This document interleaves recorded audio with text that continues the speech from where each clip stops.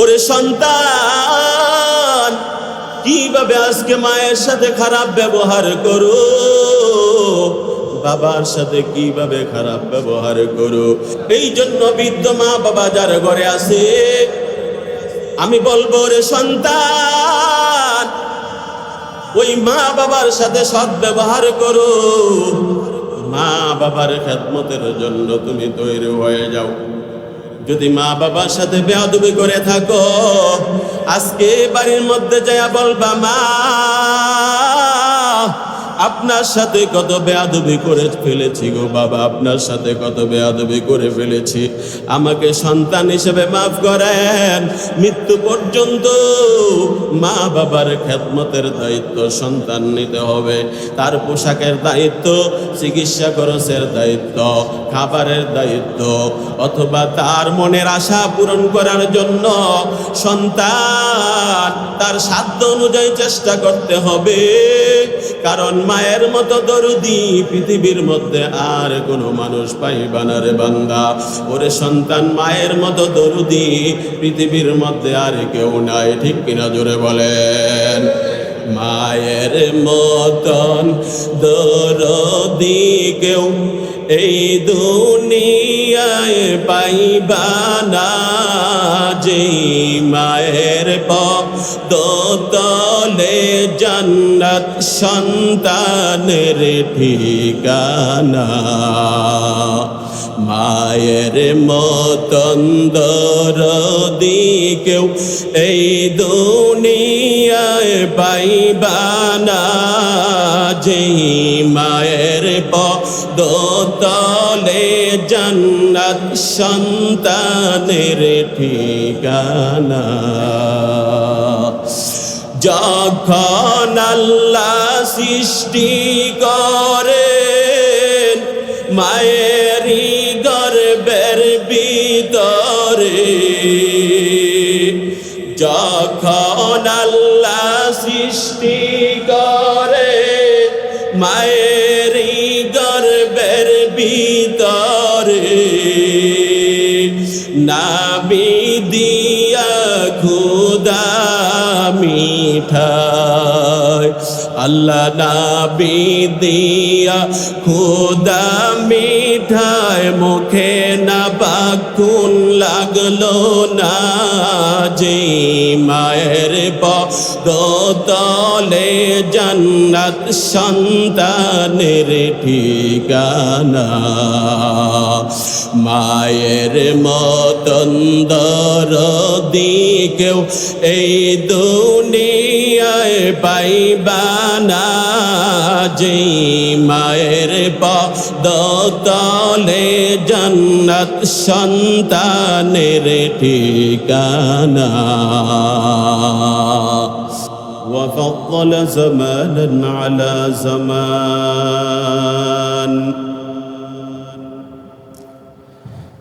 كما فضل مكانا على مكان وإنسانا على إنسان.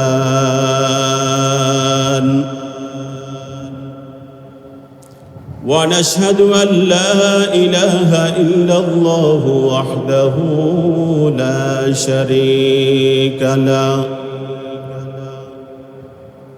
لا ضد له ولا ند له ولا مثل له. ونشهد أن سيدنا وسندنا وحبيبنا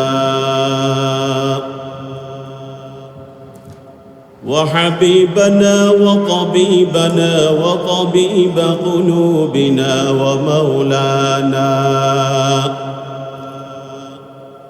ومولانا محمدا عبده ورسوله صلى الله تعالى عليه وعلى آله وأصحابه وبارك وسلم. أرسله بالحق بشيرا ونذيرا وداعيا إلى الله بإذنه وسراجا منيرا. أما بعد فأعوذ بالله من الشيطان الرجيم. بسم الله الرحمن الرحيم.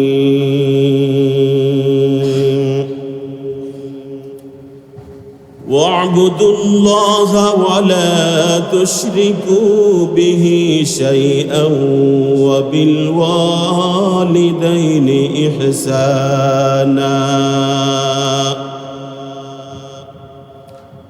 صدق الله مولانا العظيم وصدق رسوله النبي الكريم، ونحن على ذلك من الشاهدين والشاكرين والذاكرين، والحمد لله رب العالمين. وقال رسول الله صلى الله عليه وسلم: رضا الرب في رضا الوالد وسخط الرب في سخط الوالد، أو كما قال عليه الصلاة والسلام.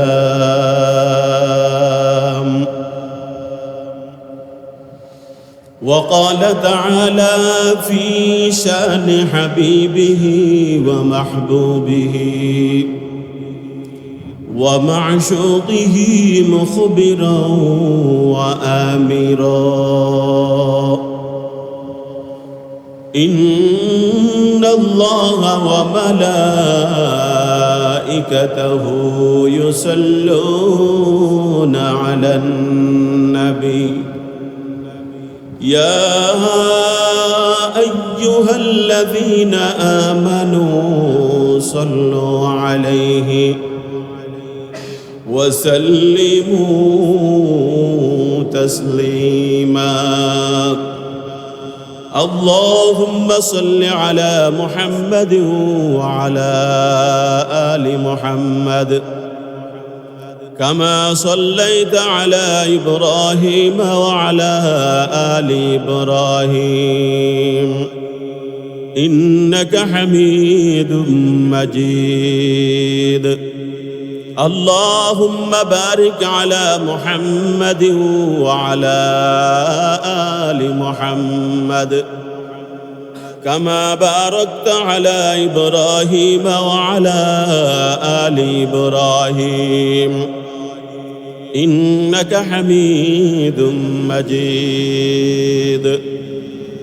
بلغ العلا بكماله كشف الدجى بجماله حسنت جميع خصاله صلوا عليه وآله. محمد نے آکر کفر کو مٹھایا، کفر کو مٹھا کر صداقت بتایا. بلغ العلا بکمالہ كشف الدجى بجماله حسنت جميع خصاله صلوا عليه وآله. لا إله إلا الله، لا إله إلا الله، لا إله إلا الله، লা ইলাহা ইল্লাল্লাহ লা ইলাহা ইল্লাল্লাহ লা ইলাহা ইল্লাল্লাহ লা ইলাহা ইল্লাল্লাহ লা ইলাহা ইল্লাল্লাহ মুহাম্মাদুর রাসূলুল্লাহ সাল্লাল্লাহু আলাইহি ওয়াসাল্লাম। सूरज ने दिया अपनी शुआओं को ये पैगाम सूरज ने दिया अपनी शुआओं को ये पैगाम दुनिया की अजब चीज को भी सुबह को भी शाम दुनिया है अजब चीज को भी सुबह को भी शाम उल्फत में बराबर के वफा हो के जफा हो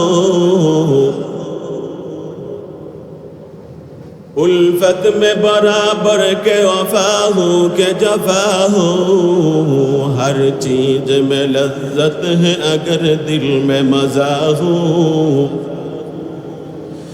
हर चीज में लज्जत है अगर दिल में मजा हो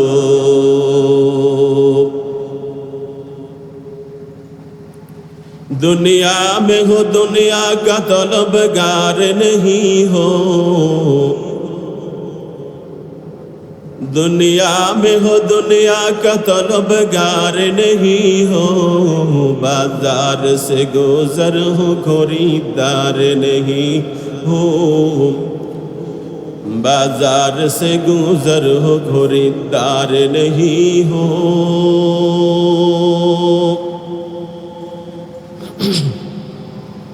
আল্লাহ পাকের দরবারে লাখো কোটি শুকরিয়া আদায় করছি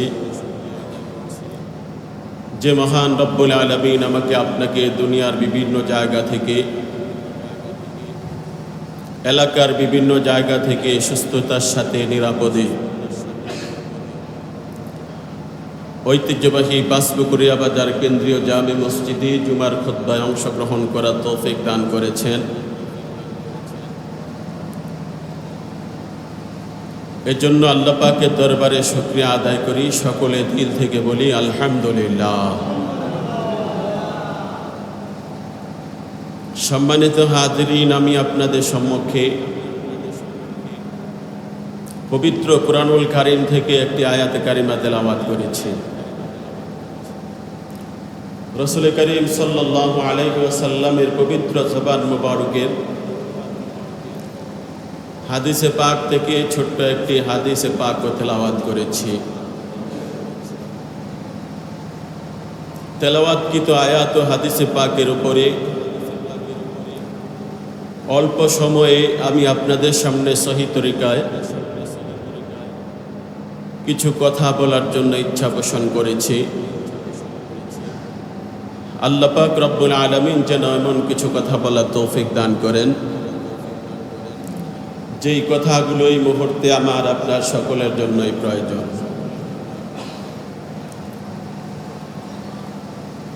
আয়াতে কারিমাতে আল্লাহ পাক রব্বুল আলামিন বলেন, ওয়া'বুদুল্লাহা ওয়া লা তুশরিকু বিহি শাইআ ওয়া'বুদুল্লাহা ওয়া লা তুশরিকু বিহি শাইআ ওয়া বিল ওয়ালিদাইনি ইহসানা। আল্লাহ পাক রব্বুল আলামিন বলেন,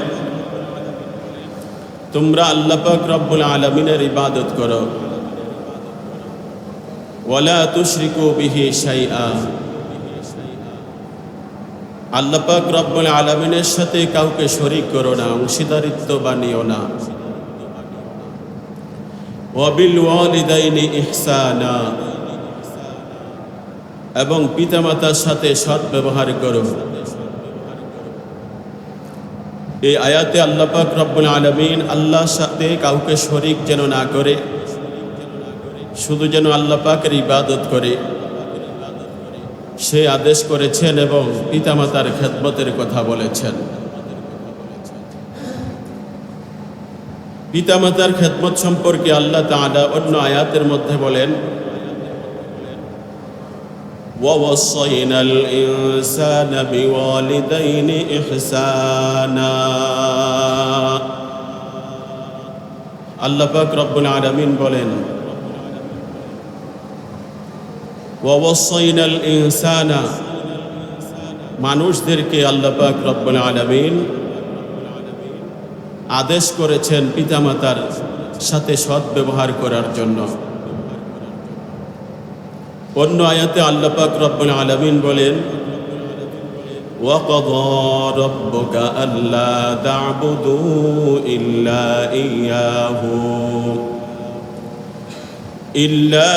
إِيَّاهُ وَبِالْوَالِدَيْنِ إِحْسَانًا।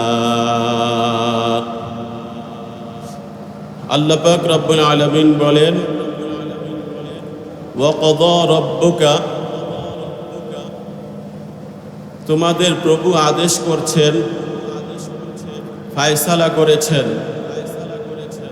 আল্লাহ তা'বুদু ইল্লা ইয়াহু, একমাত্র শুধুমাত্র কেবলমাত্র তারই ইবাদত করার জন্য।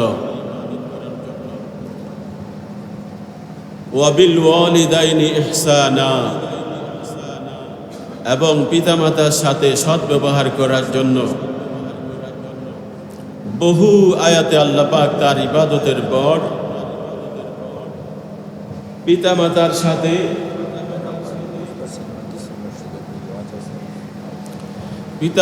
সাথে সৎ ব্যবহার করার জন্য আদেশ করেছেন। হাদিসে পাকেও আল্লাহ পাক রাসূল করিম সাল্লাল্লাহু আলাইহি ওয়াসাল্লাম পিতামাতার সাথে সৎ ব্যবহার করার জন্য, পিতামাতার হক সম্পর্কে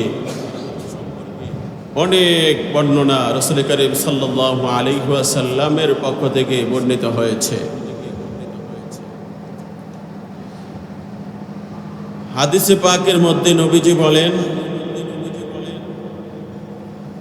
পিতামাতাই হচ্ছে জান্নাত এবং পিতামাতাই হচ্ছে জাহান্নাম। নবীজি বলেছেন, হুমা জান্নাতুকা ওয়া নারুকা, পিতামাতাই হচ্ছে তোমার জন্য জান্নাত, পিতামাতাই হলো তোমার জন্য জাহান্নাম। কিভাবে? যেই ব্যক্তি পিতামাতার খেদমত করবে, পিতামাতার সাথে সৎ ব্যবহার করবে, আল্লাহ পাক খুশি হয়ে তাকে জান্নাত দান করবে। আর যে ব্যক্তি পিতামাতাকে কষ্ট দিবে, খেদমত করবে না, সৎ ব্যবহার করবে না, তার জন্য জাহান্নাম রয়েছে।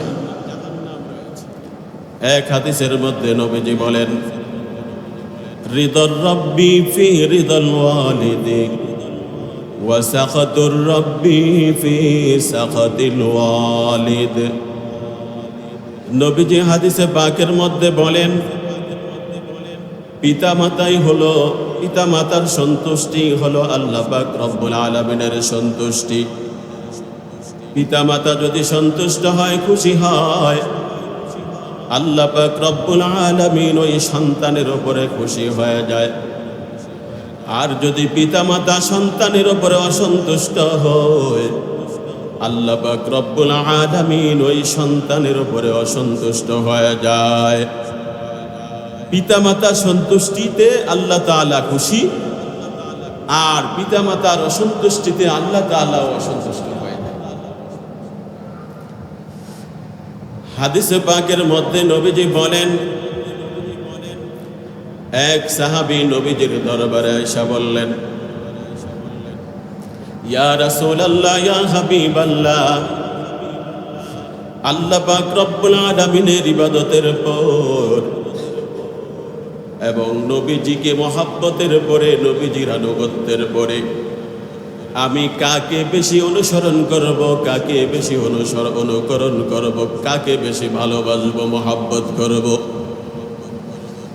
মায়ার নবী বলেন, ও সাহাবী,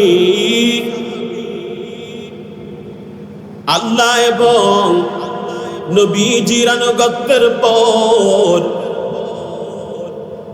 তুমি তোমার মাকে বেশি ভালোবাসবে, বেশি মহব্বত করবে।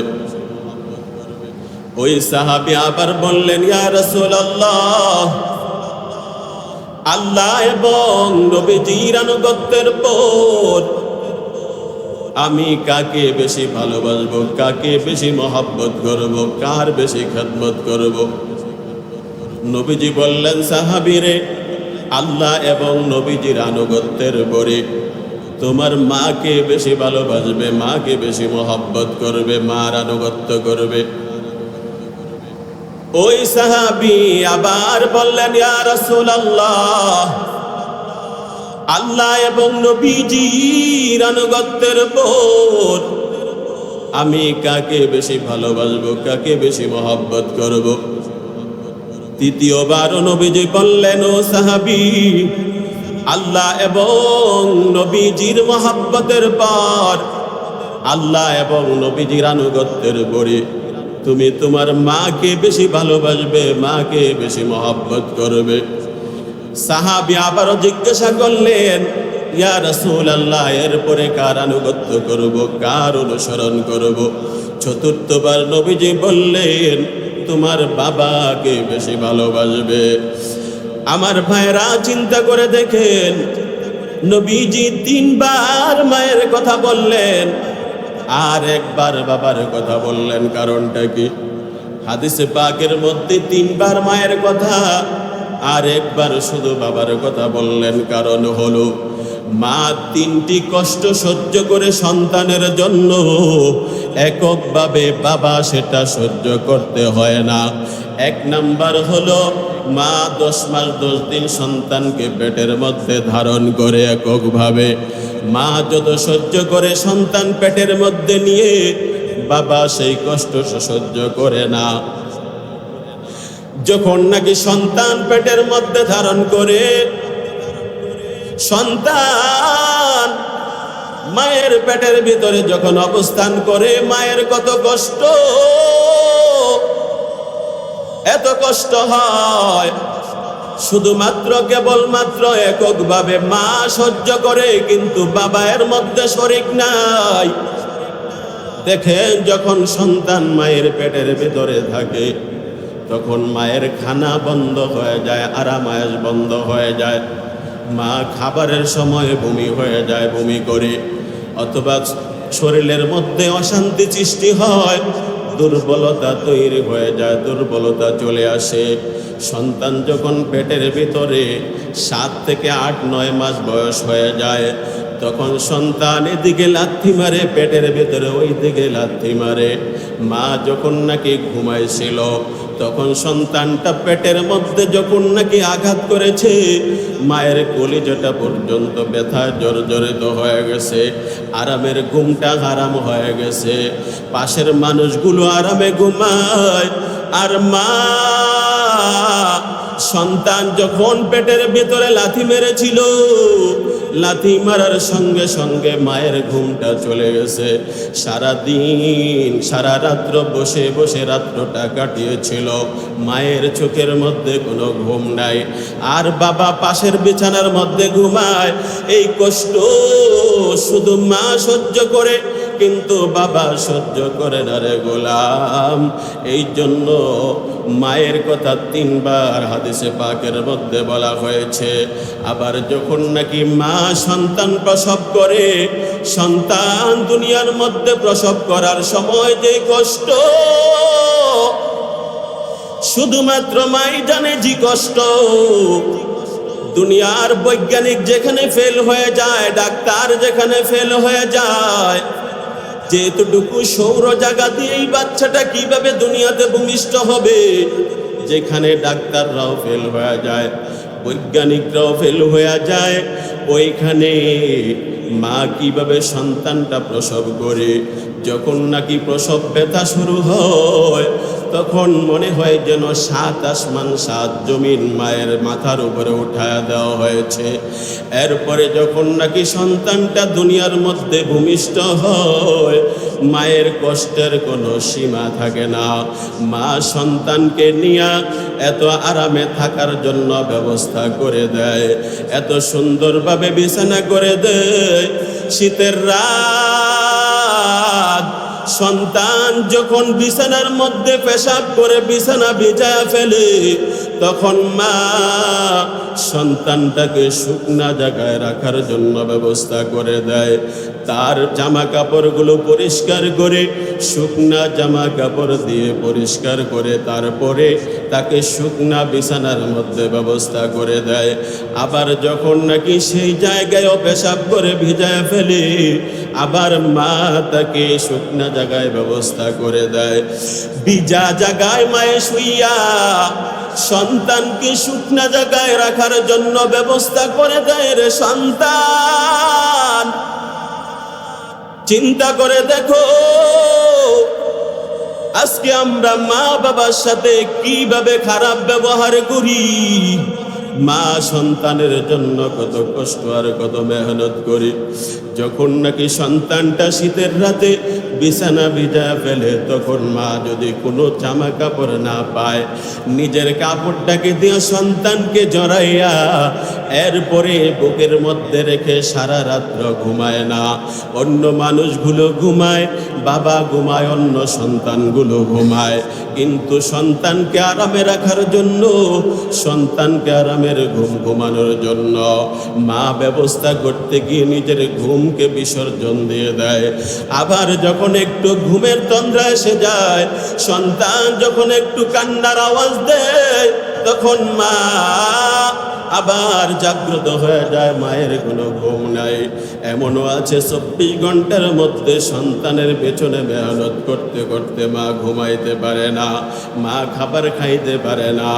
যখন খাবার নিয়ে বসেছিল, সন্তানটা যখন আবার কান্না শুরু করেছে, খাবারের প্লেটটা যখন দূরে সরাইয়া, তখন খাবারের প্লেটটা দূরে সরাইয়া সন্তানকে দুধ পান করানোর জন্য চলে গিয়েছে। এরপরও নিজে খাবার দেরিতে খাবে, সন্তান যেন কষ্ট না পায়, সন্তানকে আরামে রাখার জন্য মা ব্যবস্থা গ্রহণ করেছিল। 3 নাম্বার হলো, এরপরে মা দুধ পান করায় সন্তানের জন্য। সন্তানের জন্য দুধের ব্যবস্থা করে মায়ের বুকের ভিতরে আল্লাহ তাআলা যেই দুধের ব্যবস্থা করে দিয়েছেন, ওই দুধ পান করায় মা এককভাবে। বাবা সন্তানকে দুধ পান করায় না। সন্তানকে দুধ পান করাইতে গিয়ে মায়ের কত কষ্ট হয়। মা 2 থেকে 2.5 বছর পর্যন্ত সন্তানকে দুধ পান করায়। সন্তান তিলে তিলে মায়ের শরীরটাকে শেষ করে দেয়। তাকায় দেখেন সন্তানকে কত কষ্ট করে দুধ পান করায়। ওরে বান্দা, মায়ের 1 ফোঁটা দুধের দামও কিন্তু সারা জীবনে দিতে পারবা না। মায়ের অনুগ্রহ সারা জীবন মেহনত করেও পরিশোধ করতে পারবা না। মায়ের 1 ফোঁটা দুধের দাম সারা জীবন যদি তোমার গায়ের চামড়া খুলে দাও, জুতা বানিয়ে দাও, তারপরও মায়ের কষ্টের, একদিনের কষ্টের পরিশোধ তুমি করতে পারবা না রে গোলাম। ওরে সন্তান, কিভাবে আজকে মায়ের সাথে খারাপ ব্যবহার করো, বাবার সাথে কিভাবে খারাপ ব্যবহার করো। মায়ের 3টি কষ্ট এককভাবে মা সহ্য করে, বাবা সহ্য করে না। 1 নাম্বার হলো মায়ের পেটের ভিতরে সন্তানকে এককভাবে ধারণ করে। 2 নাম্বার হলো প্রসব ব্যথার কষ্ট মা সহ্য করে এককভাবে। 3 নাম্বার হলো মা 2 থেকে 2.5 বছর পর্যন্ত দুধ পান করায় সন্তানকে, বাবা দুধ পান করায় না। এই 3টি এককভাবে মা কষ্ট সহ্য করার কারণে নবীজি বলেছেন তুমি মাকে ভালোবাসবে। আর আবার বলেছেন মাকে ভালোবাসবে, আবার বলেছেন মাকে ভালোবাসবে, 3 বার বলেছেন। 4বার যে বললেন বাবাকে ভালোবাসবে, কারণ বাবাও সন্তানের জন্য কষ্ট কম করে না। বাবাও মেহনত করে করে সন্তানকে লালন পালন করে নিজের শরীরে শক্তি ব্যয় করে সন্তানের জন্য কত কষ্ট আর কত মেহনত করে। ওরে সন্তান টাকা দেখ, বাবা ঈদের সময় নিজের পোশাক নতুন গায়ে না দিয়ে সন্তানের জন্য নতুন পোশাকের ব্যবস্থা করে দেয়। কারণ বাবা মনে করে আমি যদি পোশাক নাও পরি আমার সন্তানটা যেন নতুন পোশাক পরিধান করতে পারে। নবীজি হাদিসে পাকের মধ্যে বলেছেন, মা হলো তোমার জন্য জান্নাত, বাবা হলো তোমার জন্য জান্নাত। মা বাবার খেদমত করলে জান্নাত পাবে, আর যদি মা বাবার খেদমত না করো তাহলে জাহান্নামে যাবে। হুমা জান্নাতুকা ওয়া নারুকা, মা বাবাই তোমার জন্য জান্নাত, আবার মা বাবাই হলো তোমার জন্য জাহান্নাম। এক হাদিসের মধ্যে নবীজি বলেছেন, এক সাহাবী নবীজির দরবারে আয়েশা বলল, ইয়া রাসূলুল্লাহ, ইয়া হাবিবাল্লাহ, আল্লাহ পাক রব্বুল আলামিনের দরবারে কোন ইবাদত বেশি গ্রহণযোগ্য? কোন ইবাদত আল্লাহ পাক রব্বুল আলামিন বেশি পছন্দ করেন? নবীজি বললেন, ও সাহাবী শুনো, আল্লাহ পাক রব্বুল আলামিনের দরবারে বেশি গ্রহণযোগ্য বেশি পছন্দনীয় আমল হলো যখন সময় হয়ে যাবে সময় মতো নামাজ আদায় করে ফেলা। এরপরে নবীজি বললেন পিতা মাতার খেদমত করা। এরপরে নবীজি বললেন 3 নম্বরে আল্লাহ পাক রব্বুল আলামিনের রাস্তায় জিহাদ করা। জোরে বলো সুবহানাল্লাহ। আল্লাহ পাক রব্বুল আলামিনের দরবারে সময় মতো নামাজ করা বড় পছন্দনীয় আমল। 2 নম্বর হলো পিতামাতার খেদমত করা। ওরে গোলাম, আজকে সন্তানদের দিকে তাকায় দেখো, কত মানুষ আইসা বলে হুজুর আমার সন্তান তো আমার কথা শুনে না, আমার অবাধ্য হয় না, আমার বাধ্যগত সন্তান নয়, আমার সন্তানের জন্য দোয়া করেন আল্লাহ পাক রব্বুল আলামিন যেন বাধ্যগত সন্তান করে দেয়। আমার সন্তান আমাকে খাবার দেয় না। আবার কেউ কেউ বলে আইসা বলে হুজুর আমার সন্তান আমাকে চিকিৎসার খরচ দেয় না, আমার সন্তান আমাকে ঈদের সময় একটু বাড়িতে আইসা খবরও নেয় না। ওরে সন্তান, তাকায় দেখো তোমার জন্য তোমার মা বাবা কত কষ্ট করেছিল, কত মেহনত করেছিল। ঈদের সময় নিজে নতুন জামা না গায়ে দিয়ে সন্তানকে নতুন জামা কিনেছিল। আজকে তুমি সন্তান টাকা পয়সা কামাই করো, অর্থ সম্পদ সব তোমার হয়েছে, কিন্তু আজকে বাবা মার কোনো খবর নিলা না। আমাদের কাছে এসে বলে হুজুর 4 ছেলে আলাদা হয়ে গেছে, আলাদা আলাদা খাবার খায়, কিন্তু আমাদেরকে খাবার দিতে চায় না। বলে বড় পুত্রবধূ খাবার দিতে চায় না। আবার 2-1টা একটু ভালো আছে, তারাও হিসাব করে বলে যদি অমুক ভাই খাবার খাওয়ায় তাহলে আমি খাওয়াবো, না হয় খাওয়াবো না। ওরে সন্তান টাকা দেখ, তোর ব্যাপারে তো তোর মা হিসাব করে খানা খাওয়ায় নাই, তোকে তো হিসাব করে দুধ পান করায় নাই, তোকে হিসাব করে তোর পেছনে খরচ করে নাই। মা কোনোদিন বলে নাই যে হিসাব করে তোর দুধ পান করাবো। মা তোকে কোনোদিন বলে নাই যে 1 মাস দুধ পান করানোর পরে আর খাওয়াইতে পারবো না, 2 মাস পরে আর দুধ পান করাইতে পারবো না। মা কোনোদিন বলে নাই যে ডেলি 1 বেলা বা 2 বেলা দুধ পান করাবো। বরং সন্তান যখন দুধের প্রয়োজন হয়েছে, যখনই তুই কান্না করেছি রে গোলাম, তখনই তো তোর মা তোকে দুধ পান করাইছে, কোনো হিসাব নাই। বাবা তোর জন্য কত কষ্ট করে খরচ করেছে, কোনো হিসাব করে নাই। বলে নাই যে 1 মাস 2 মাস তোর খরচ চালাবো, এরপরে আর পারবো না। বরং বাবা তোকে প্রতিষ্ঠিত করার জন্য, ওরে ছেলে তোকে প্রতিষ্ঠিত করানোর জন্য লেখাপড়ার খরচ চালাইছে। এরপরে তোর চিকিৎসা খরচ চালাইছিল, এরপরে তোকে পোশাক পরিচ্ছদ দিয়ে 10 জনের সাথে যেইভাবে চলা দরকার ছিল সেই ব্যবস্থা বাবা করেছিল। বাবা কোনোদিন হিসাব করে তোর পেছনে খরচ করে নাই। সন্তান যখন অসুস্থ হয় তখন বাবা বলে নাই যে চিকিৎসা করতে পারবো না, হিসাব ছাড়া তোর পিছনে খরচ করেছিল। আজকে তুই কিভাবে বলস বাবাকে হিসাব করে খানা খাওয়াবি, মাকে হিসাব করে খানা খাওয়াবি? এটা তো কোনো সন্তানের জন্য উচিত নয় রে গোলাম। ও যুবক ভাইয়েরা, ও মা বাবার সন্তানেরা, তোমার জন্য যেমন মা বাবা হিসাব করে নাই, তুমিও হিসাব করতে পারবা না। মা বাবার জন্য যা দরকার সন্তান তাই মা বাবার জন্য করতে হবে, ঠিক কিনা জোরে বলে? মা বাবার যা কিছু প্রয়োজন সন্তান তুমি করতে হবে তোমার সাধ্য অনুযায়ী। যদি তুমি অপারগ হয়ে যাও সেটা ভিন্ন কথা, কিন্তু এই কথা কেন মা বাবা বলবে হুজুর আমার সন্তান আমাকে খানা খাওয়ায় না, পোশাক পরিচ্ছদ দেয় না, ঔষধ খাওয়ার জন্য টাকা পয়সা ব্যবস্থা করে দেয় না, এখন আমি কোথায় যাব? মা বাবা যদি এক ফোঁটা চোখের পানি ছেড়ে দেয়, মা বাবা যদি সন্তানের জন্য আল্লাহর দরবারে বদদোয়া শুরু করে দেয়, বিদ্যুতের বাতি সুইচ টিপ দিলে যেমন বাতিটা জ্বলতে দেরি হয় না, মা বাবা যখন সন্তানের জন্য বদদোয়া করে সেটাও আল্লাহর দরবারে যাইতে দেরি হয় না। জোরে বলে নাউজুবিল্লাহ।